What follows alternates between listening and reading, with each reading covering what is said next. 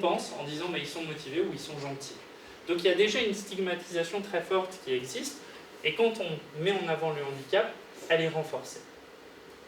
Ce que vous savez, c'est que, de par votre expérience et votre formation, c'est qu'en fait, un élève 10, il peut présenter des difficultés très similaires à celles rencontrées par un élève en grande difficulté scolaire qui n'a pas le label. Et idem, un élève atteint de cécité visuelle, en fait, lui, il peut ne présenter aucune difficulté sur le plan cognitif. La seule adaptation qu'on va lui proposer, c'est le matériel et l'ajustement de ce que l'on va lui distribuer. Donc, raisonner sur le niveau du handicap, ça n'a pas beaucoup d'intérêt. C'est pour ça que Serge et puis en Angleterre notamment, ils ont proposé de réfléchir davantage en termes de besoins plutôt que de troubles. Et sur ces questions-là, Lavoie et collaborateurs, ils citent notamment des travaux qui comparent une formation qui a été donnée, dispensée spécifiquement sur les élèves dyslexiques. Donc le contenu de la formation, c'était accompagner l'élève dyslexique. Et ce qu'ils ont montré dans leurs travaux, c'est que avoir les connaissances générales sur le trouble, c'était pas si pertinent. Ce qui avait aidé les enseignants vraiment,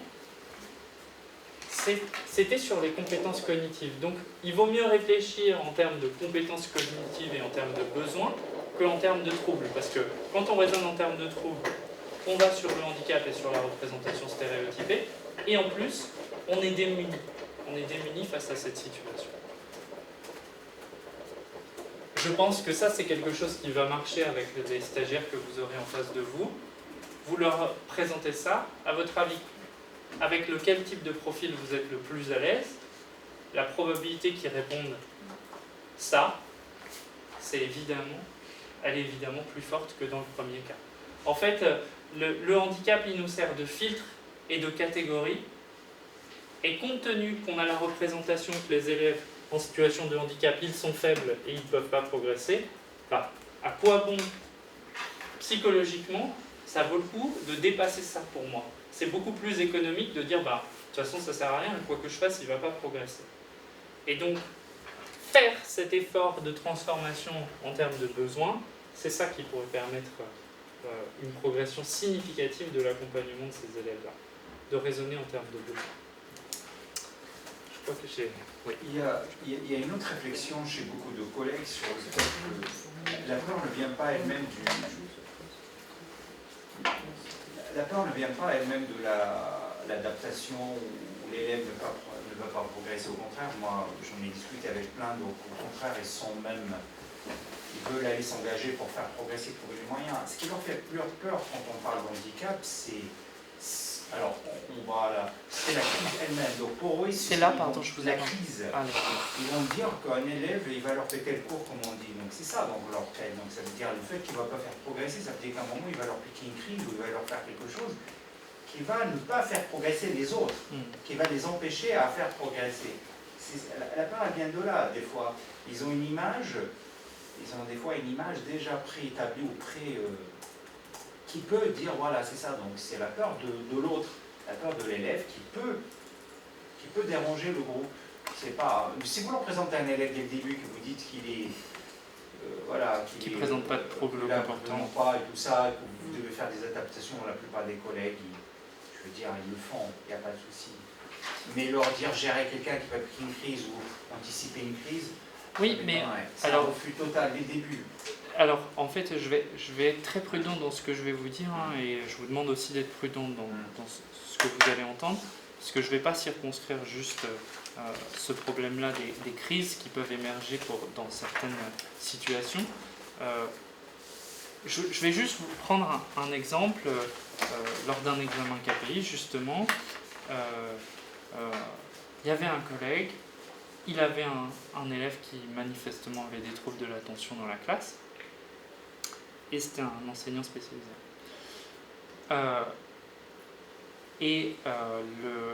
L'élève n'a pas arrêté de bouger pendant les 45 minutes. Il se levait, il prenait la parole de manière intempestive, tous les comportements que vous pouvez avoir déjà expérimentés. Et je lui ai demandé, il dit, mais vous avez vu, c'était hyper compliqué avec lui, on n'arrivait rien à faire. Je lui ai dit, mais c'est quoi votre lecture de cette situation? Il dit, il est comme ça, c'est tout le temps comme ça, avec tout le monde dans tous les cours. Et je lui dis, et maintenant, si on reprend la situation de classe que vous lui avez proposée, qu'est-ce qui s'est passé? En fait, il a su répondre à toutes les questions que j'ai posées dans la fiche en 5 minutes. Et je dis, d'accord. Et qu'est-ce qu'il avait d'autre? Rien d'autre, puisque j'avais prévu que ça. Je dis, donc il vient d'où son comportement, cette crise et ses comportements, ils viennent de quelle situation? Est-ce qu'elles viennent uniquement de l'élève et de son incapacité à gérer son attention? Ou, et là il dit, oui, c'est que il s'ennuie, je lui propose pas assez. Et en fait, je suis pas en train de réduire la crise au fait que tout n'est pas adapté, mais on le verra, on en discutera autour de la question de l'attention, puisque c'est une question qui préoccupe beaucoup de collègues, la question de l'attention. Mais moi, j'ai tendance à penser, et je suis appuyé par des éléments factuels, c'est que pour ces élèves qui peuvent présenter des difficultés comportementales, il y en a un certain nombre qui, parce que le contenu n'est jamais adapté, en fait, ils font exploser le cours. Je ne sais plus si c'est l'expression que vous avez employée.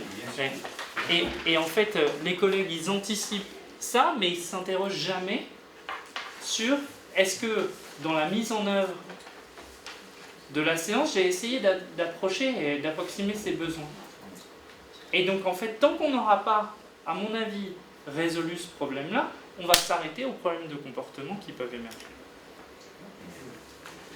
C'est la raison pour laquelle le choix a été fait par l'équipe de rentrer sur ces questions de l'attention qu'on abordera après la pause, parce que c'est des questions qui traversent largement le métier et pas seulement, ce n'est pas seulement circonscrit aux élèves à besoins éducatifs particuliers, mais à tous les élèves.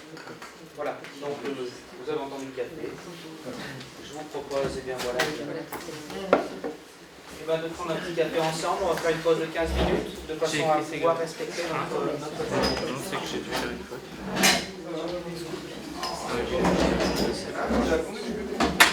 Pourtant, je te dis pas là. Oui, c'était. Qu'est-ce qu'on fait? On continue de filmer la pause? Et moi, j'ai de toute façon, c'est un disque.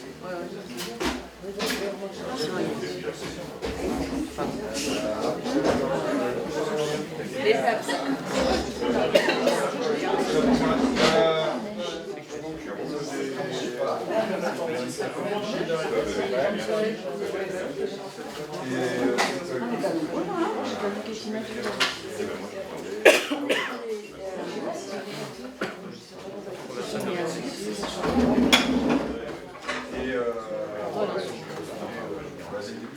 Parce que je ne comprends pas bien, parce qu'en fait, c'est surtout en collège. C'est surtout en collège qu'on prend tout. Je peux vous dire oui. Oui. L'inclusion. Non. Bien sûr, c'est ce que j'ai dit.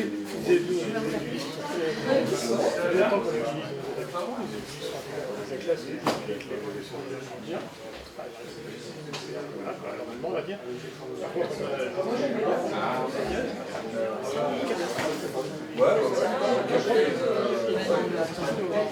et oui.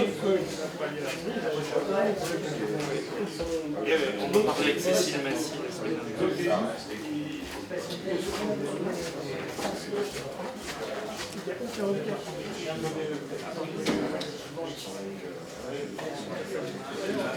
Alors, je vous rejoins sur...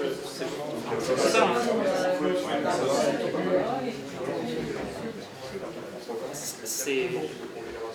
C'est pour ça que j'essaye de remettre et de repréciser à chaque fois et que je parle d'élèves à besoins éducatifs particuliers, parce que vous avez raison sur ce point-là.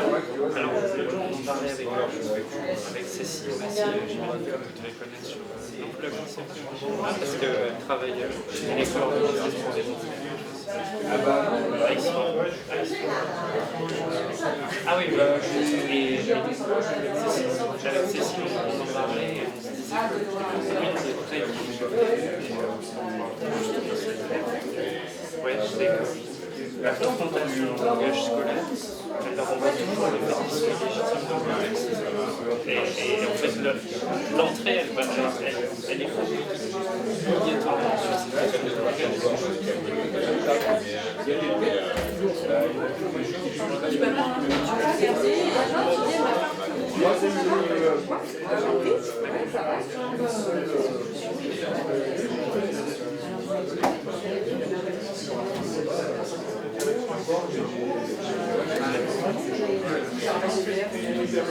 Oui, c'est violent symboliquement.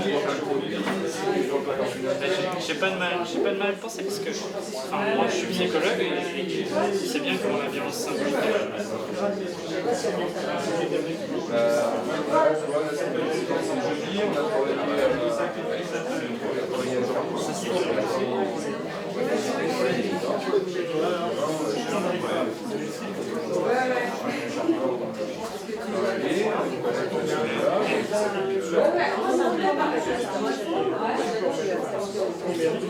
Et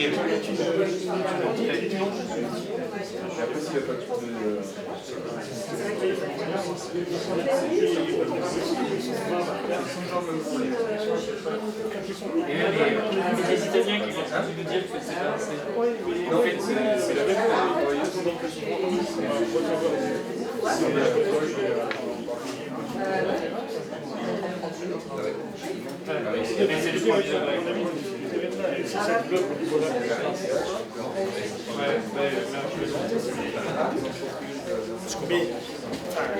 moi je pense ça, maintenant je suis peut-être pas le... Mais ça va être nous, ça va être sûrement cet argument qui va reprendre.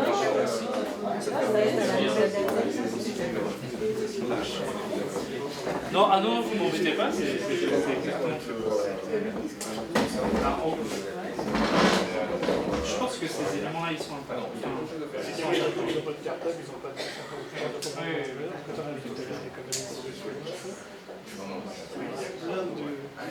plein de choses qui sont mises en place justement pour peut-être parler des choses, des judiciaires, des choses. Il y a pas mal de fichiers, il n'y a pas beaucoup de travail dans ces métiers. Donc, tous les éléments. Ah bah oui, ça compte bien. Je vais me le garder en tête parce que mémoire de si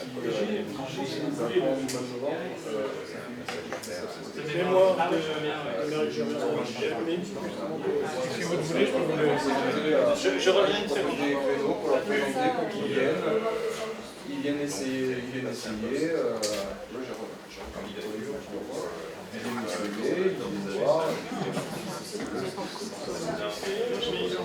sont meilleurs.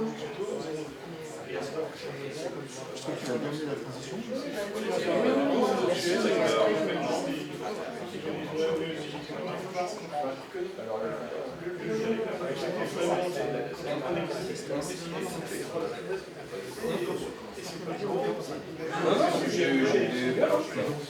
Ah bah tu vois, je vois tous les ans, il est en train de faire, il avance. Il a eu son projet. J'ai vu le carton.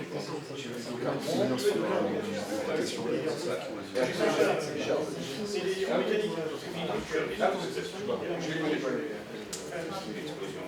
Oui. Ça vous voit. Ouais, mais d'après ce que j'ai compris, il n'y a pas quelque chose qui serait exceptionnel. Ouais, mais j'ai eu le...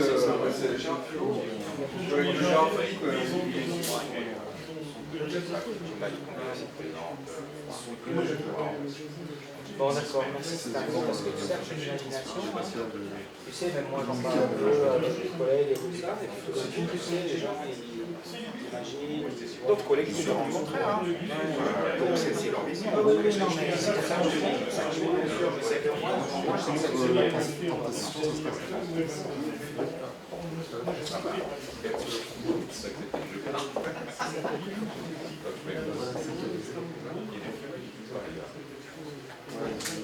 Ça veut dire qu'on ne reviendrait pas sur un c'est la même chose entre comment ça se passe.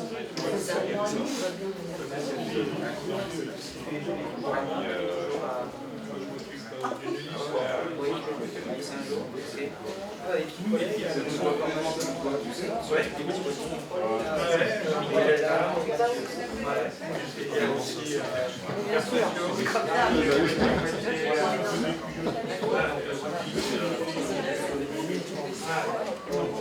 C'est un métier.